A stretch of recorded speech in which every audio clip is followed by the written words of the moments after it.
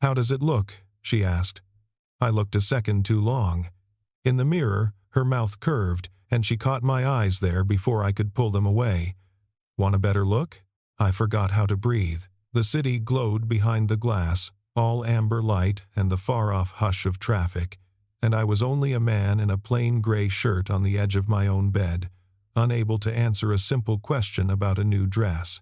Her perfume drifted across the room. She waited. I said nothing at all, because nothing in me was working. Let me back up, because a moment like that doesn't come from nowhere. My name is Ben Walsh. I'm 34 years old, and I teach high school English in Denver. I spend my days trying to convince teenagers that old books still have something to say to them, and most days I half believe it myself. I'm not a loud man. I never have been. I like quiet mornings, black coffee, and the way the light comes across a wood floor when the sun clears the buildings downtown. For the last 2 years, I'd been living alone. The divorce had left me with an apartment that was too big for one person and too full of echoes. Every room still remembered someone who wasn't there anymore. I kept the place because moving felt like more grief than I had the energy for, and then I stayed because leaving felt the same. So I rattled around in all that space, telling myself I liked the silence, when really I was just used to it. It was Danny who changed that. Danny's an old friend, the kind who notices things you're careful not to say. He called one evening and told me he knew someone who needed a room, someone reliable, new to the city, good for the rent and easy to live with. I almost said no. Then I looked around at all those empty rooms and thought about another winter of talking to no one, and I said yes before I could talk myself out of it. Her name was Grace Bishop. She was 31, a nurse, and she'd just moved to Denver for a new job at one of the hospitals downtown. It was a real reason, a sensible reason, the kind nobody thinks to question. That was the whole story, as far as I knew. As far as I let myself know, she moved in on a bright, cold Saturday. There wasn't much to her life in boxes, which told me she'd learned to travel light, to be ready to leave a place before it could hold her. I carried the heavy ones. She carried the fragile ones, the way people do with the things that matter most. One of those boxes was full of books. She started shelving them on the big case in the living room, mixing her spines in with mine, like it was the most natural thing in the world, and I remember catching sight of one worn paperback near the top of the stack, The Weight of Light. Something in me flickered, some faint sense that I knew that cover, that I'd held that exact edition once. But the kettle was going and the day was full, and I let the feeling pass the way you let 100 small things pass. I told myself it was a common book. Plenty of people owned it. I should tell you what she was like, though it's hard to put into words. It wasn't anything about how she looked. It was her stillness. She had a way of being in a room without demanding it, of listening like the thing you were saying actually mattered. She moved gently through the apartment, learning where the creaky board was, where the good light fell, and somehow the place felt less hollow within a week of her arriving. I couldn't help comparing her to Courtney.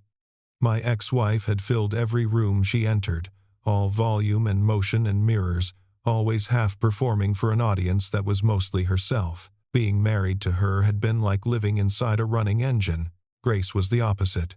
Grace was the sound of a page turning. That first week we were careful, polite the way strangers are. One morning we reached for the same shelf at the same time and my hand brushed hers, and I pulled back like I'd touched a stove. She just smiled and kept working. I told myself it meant nothing. I told myself she was a roommate, a decent, easy roommate, and that was all this needed to be.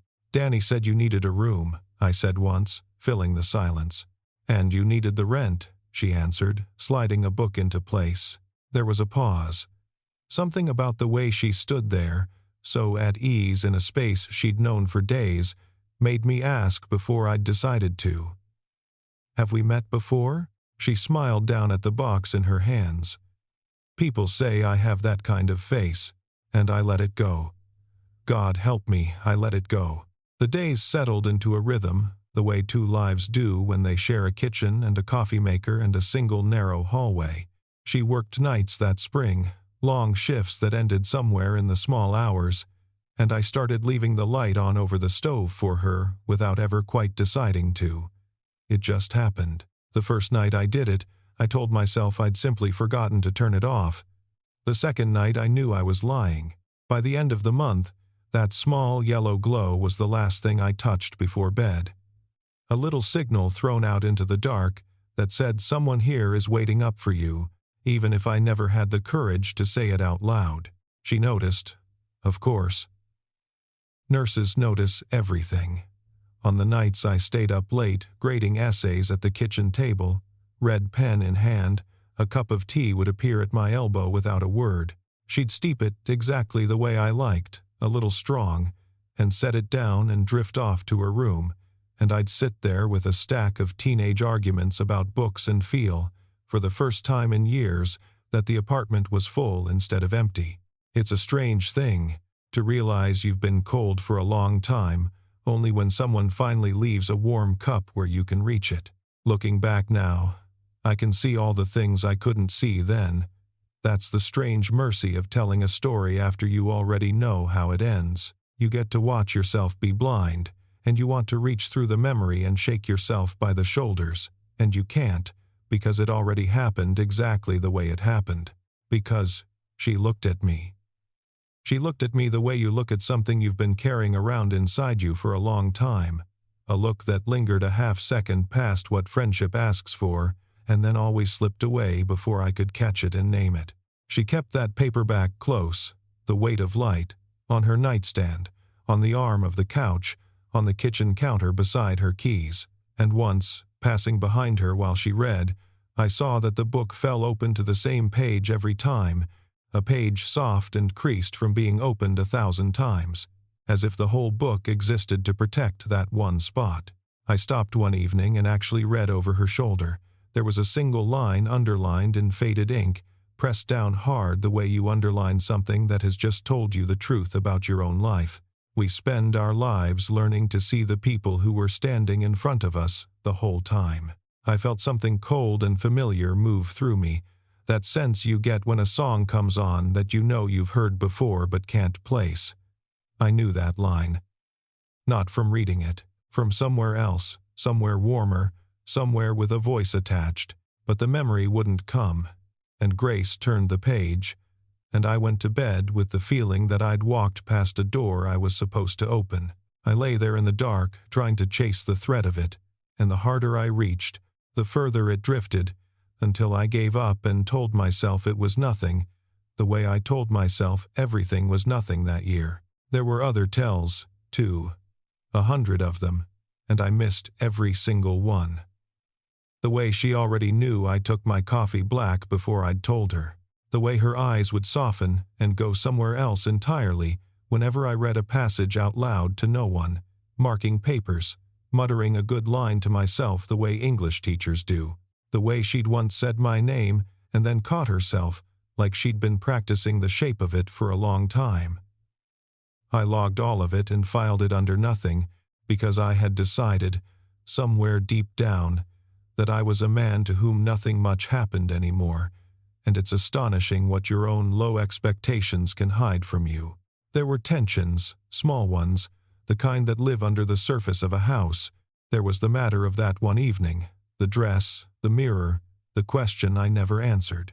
Neither of us mentioned it again, but it sat between us like a coin dropped somewhere in the room, still spinning. She'd gone out that evening.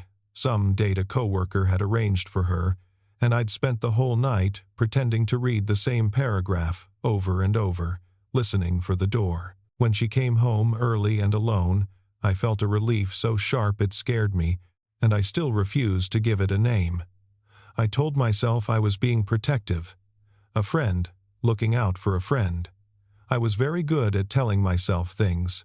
I never asked her how the date went, and she never offered, and the not asking became its own quiet language between us. Danny saw straight through all of it, the way he always did. He came by one Sunday to watch a game and caught the two of us moving around the kitchen like we'd done it for years. Her reaching past me for a mug, me stepping aside without looking, the whole quiet choreography of people who've learned each other's edges. When she left the room, he grinned at me over his beer. "So," he said, "just roommates." "Just roommates," I said. He laughed, low and knowing, and didn't push. But he looked at me a beat too long, the way you look at a man who's standing in the rain insisting it's dry out. I changed the subject to the game, and he let me, and I felt his eyes on the side of my face for the rest of the afternoon. The truth is, I was starting to reach for things I hadn't reached for in years. I'd catch her hand for half a second passing a plate and let go too fast. I'd find reasons to be in whatever room she was in, and every one of those near touches felt like standing at the top of a staircase in the dark, one foot lifted, not knowing if there was a step there or open air. The night I understood I was in trouble, the power went out. A spring storm rolled in over the mountains and the whole block went dark at once, and Grace and I ended up sitting on the floor by the big window, watching the city try to light itself back up in patches. The rain came sideways against the glass. Somewhere below us, a car alarm went off and gave up. She had a candle going and a cup of tea gone cold in her hands, and in that soft, unguarded dark, she started talking the way people only do when they can't quite see each other's faces. "Someone read me a paragraph once," she said, not looking at me, looking out at the rain. "Years ago. A summer night, a rooftop, a party where I didn't know anyone. This person just picked up a book and read to me like it was the most ordinary thing in the world." She turned the cup slowly in her hands. I don't think he even remembers doing it, but it changed how I thought about being seen. Really seen, I mean. I've been chasing that feeling ever since. I asked who he was. I remember asking, gently, the way you ask about something you assume is safely in the past, someone else's story that has nothing to do with you. She just smiled at the window and turned the page of a book that wasn't even open. "Doesn't matter," she said. He was already spoken for. I thought it was a stranger she was describing, some man from another city, another life. I felt a small, stupid pang of jealousy toward a person I'd never met, and I buried it, and we sat there in the candlelight until the power came back, and the room flooded with ordinary electric brightness, and the moment closed like a hand. That night I lay awake and realized I'd started listening for her key in the lock every single evening, the small metal scrape of it, the sound of her coming home. I realized my whole day now bent quietly toward that sound, and I realized I didn't dare ask myself why, because some part of me already knew the answer and wasn't ready to hold it. Courtney came back in April. She still had a key. That was the thing I hadn't thought about, the loose end I'd never tied off. Because tying it off would have meant admitting the marriage was really over, and grief is lazy that way. So there was no knock. There was just the sound of the lock turning on a Saturday afternoon, and then her voice filling the apartment before she'd even stepped through the door, the way it always had. "I'm just here for the last of my boxes," she called out. "Already inside, already moving. The ones in the hall closet. I should have grabbed them months ago. It was a real reason." That was the maddening part. There genuinely were 2 boxes of hers still in that closet. Things I'd been too tired to deal with and she'd been too busy to collect, and so she had every ordinary right to be there. But Courtney never did anything for only one reason. She came in like weather, loud and total, taking up all the air, her heels sharp against the wood floor I'd just started to think of as mine again. Her perfume hit the room before she did. That expensive, aggressive scent that used to mean a night out and now just meant trouble had arrived. She clocked Grace's presence within about 30 seconds. A second mug in the drying rack, a pair of sneakers by the door that weren't mine, a cardigan over the back of a kitchen chair. I watched her take inventory of my whole life with a single sweep of her eyes, and I watched something tighten in her face, some instinct she'd never admit to but couldn't quite hide either. "You have a roommate," she said. It wasn't a question. "I do. A woman. Grace. She's a nurse. She works nights." Courtney smiled, and it was not a kind smile. How convenient for you." She said it lightly, but I'd been married to her long enough to hear the blade folded inside the lightness. She walked a slow circle through the living room while she said it, trailing a finger along the back of the couch, picking up a framed photo and setting it down a half-inch out of place, the way she'd always rearranged my life just to prove she could. She looked at the plants Grace had bought, the throw blanket folded over the chair, the small, warm order that had grown into the apartment while she'd been gone, and I could see her adding it all up and not liking the sum. Courtney had never wanted me, exactly. She'd wanted to be the loudest thing in whatever room I was standing in, and here was a room that had quietly, completely moved on without her. Grace was in the shower when Courtney arrived, and I made the mistake of going down to the parking garage to help carry the boxes up, because that's who I am. I help, even with a woman I'm no longer married to. It took maybe 10 minutes.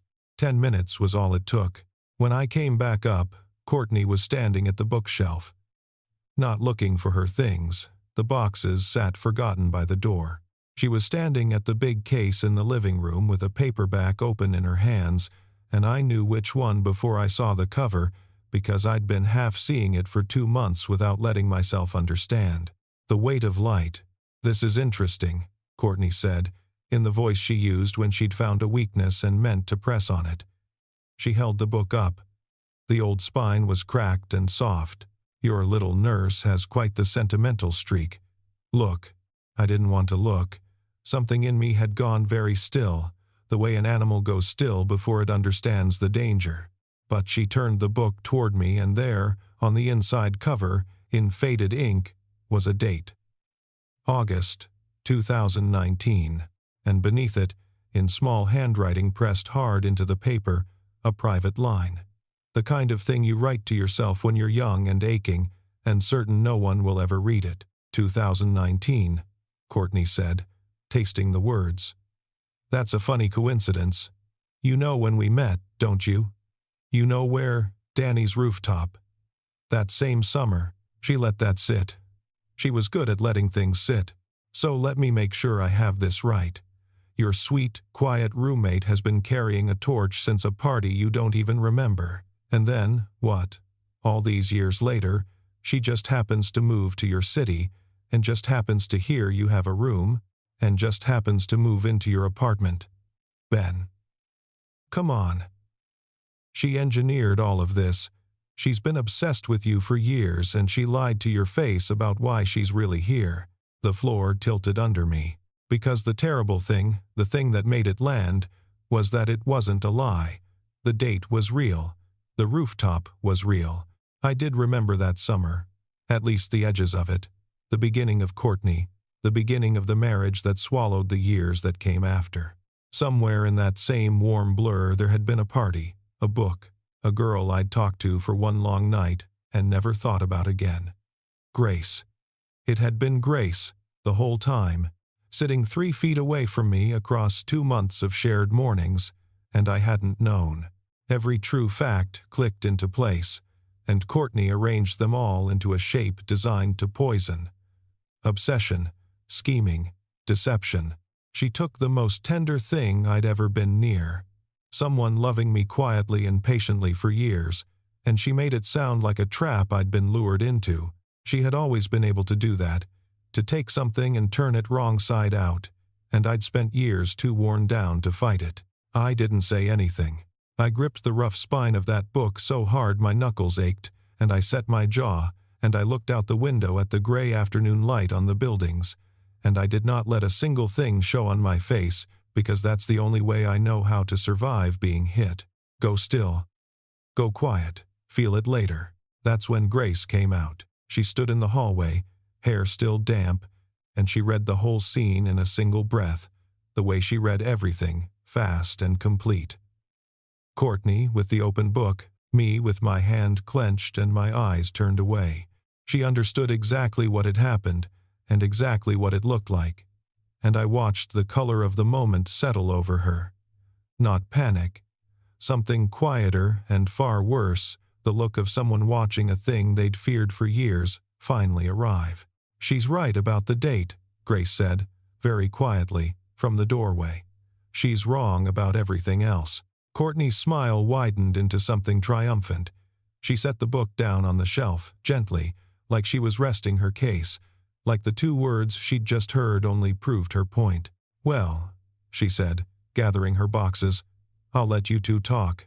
And she left. She walked out into the hall and pulled the door shut behind her, and the sharp cloud of her perfume hung in the air long after she was gone, and her doubt spread through the apartment like oil across water, coating everything, impossible to gather back up. Grace and I stood at opposite ends of the room. Between us, on the shelf, the book lay closed. Neither of us moved toward it. Neither of us moved at all. For a long moment nobody said anything. The refrigerator hummed. The city went on being the city outside the glass. Then Grace crossed the room, slowly, and picked up the book, and held it against herself for a second like she was saying goodbye to it.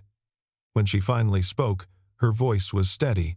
She didn't reach for me. She didn't do a single thing to make herself smaller or softer or easier to forgive. "She's right about the date," she said again. "I want you to know that first, before anything else. The date is real. Grace, let me say it.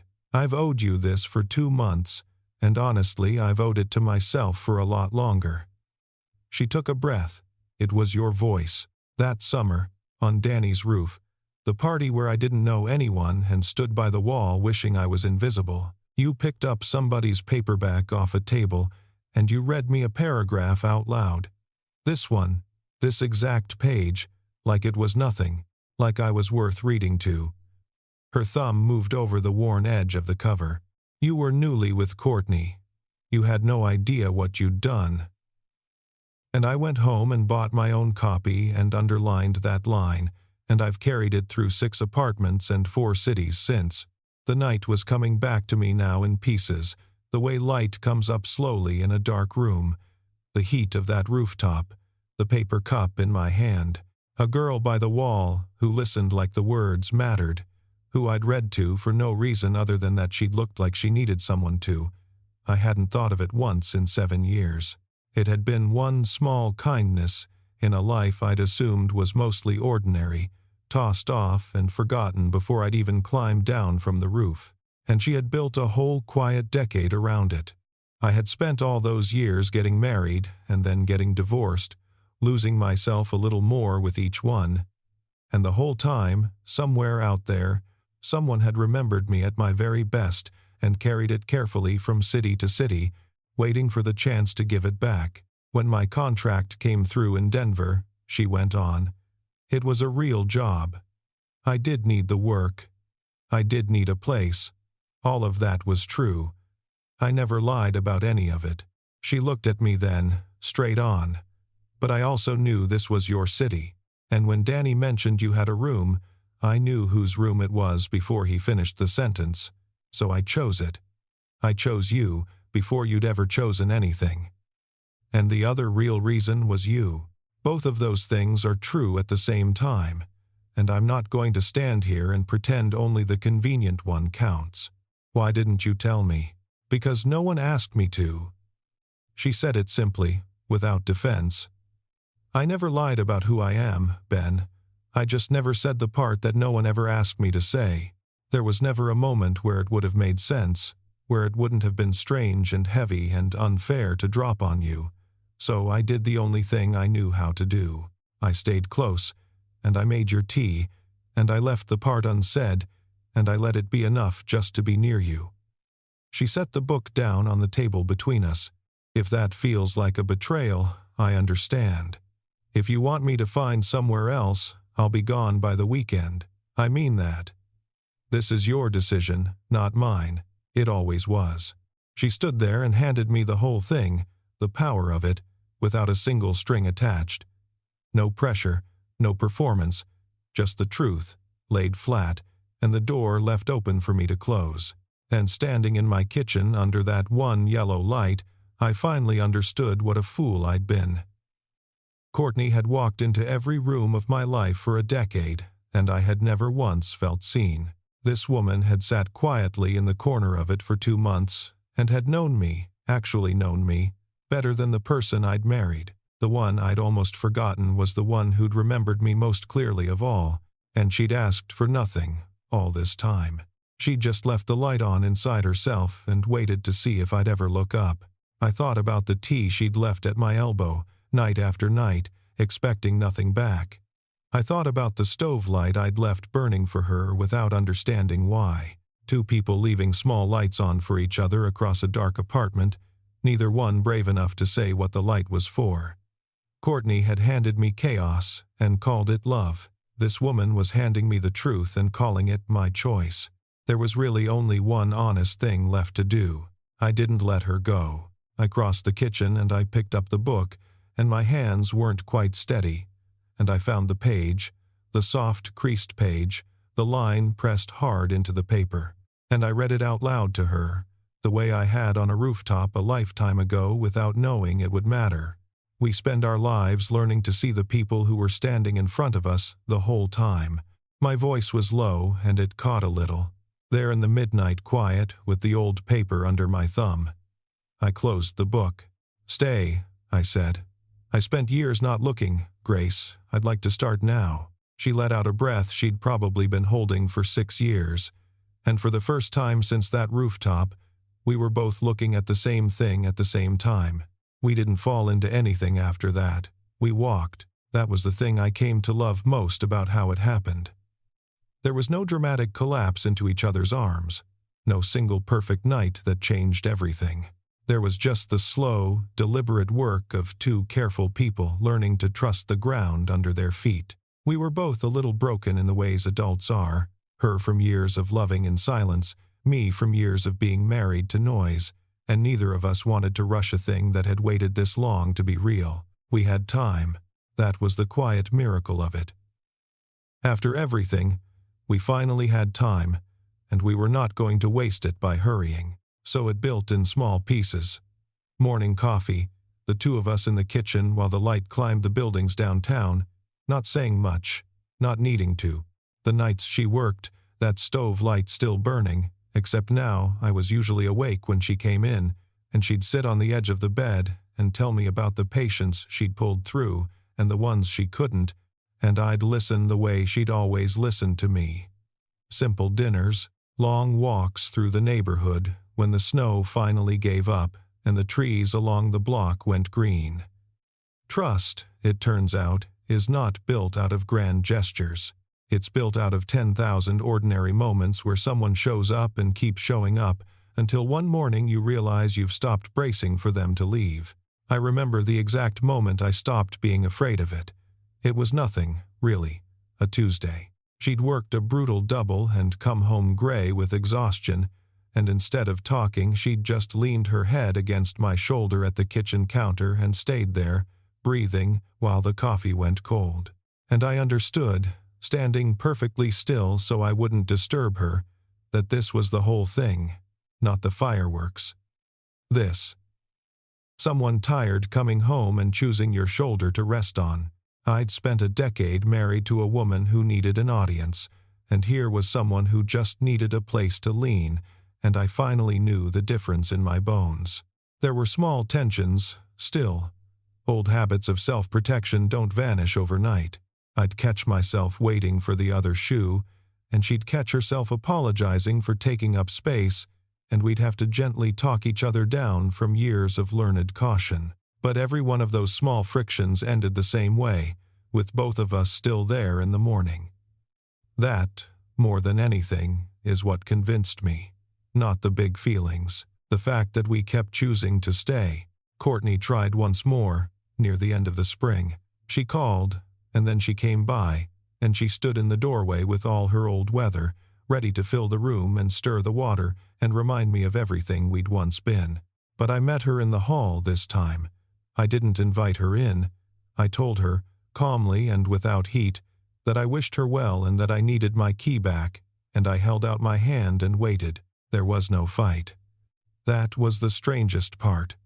All that volume, all those years, and in the end, it just took one quiet man refusing to be moved. She looked past me into the apartment, at the second mug, at the woman reading on the couch, who didn't even look up, and I think she finally understood that the noise had lost. She dropped the key into my palm and left, and this time the perfume faded from the hall within the hour, and it did not come back. I closed the door softly and stood there a moment, and I felt no anger and no triumph, only a clean kind of quiet, like a room after a window's been opened.